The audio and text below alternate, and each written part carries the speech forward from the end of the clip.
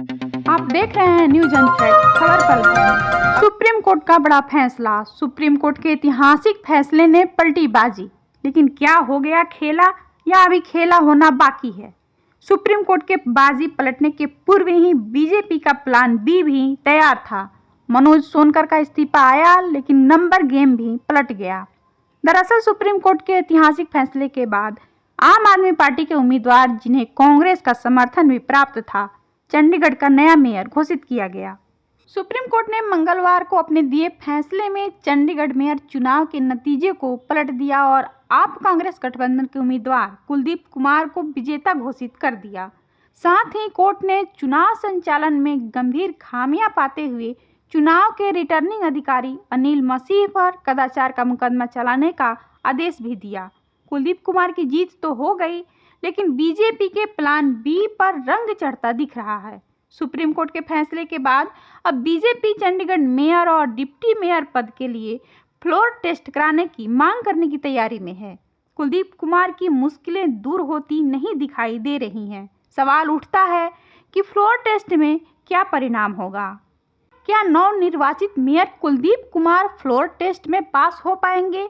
इसके लिए आइए पहले जानते हैं चंडीगढ़ नगर निगम के नंबर गेम के बारे में। अगर आपको मेरी वीडियो अच्छी लगे तो इसे लाइक और सब्सक्राइब जरूर कर दीजिएगा।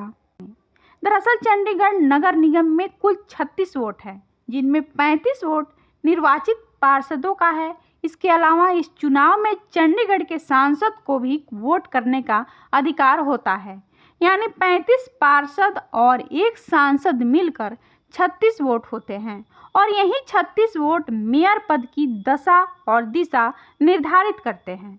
चंडीगढ़ नगर निगम के हुए चुनाव में बीजेपी के सबसे ज़्यादा पार्षद निर्वाचित हुए थे, वहीं आम आदमी पार्टी के 13 पार्षद निर्वाचित हुए। कांग्रेस के कुल 7 और अकाली दल का 1 पार्षद निर्वाचित हुआ।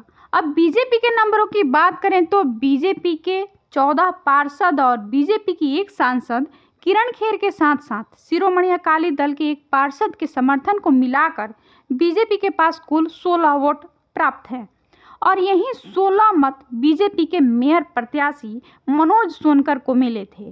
दूसरी तरफ आम आदमी पार्टी के 13 और कांग्रेस के 7 पार्षद को मिलाकर कुल 20 वोट आप कांग्रेस गठबंधन के पास थे, जिनमें 8 मतों को अवैध घोषित कर 16-12 के अंतर से भाजपा की मनोज सोनकर निर्वाचित घोषित हुए थे।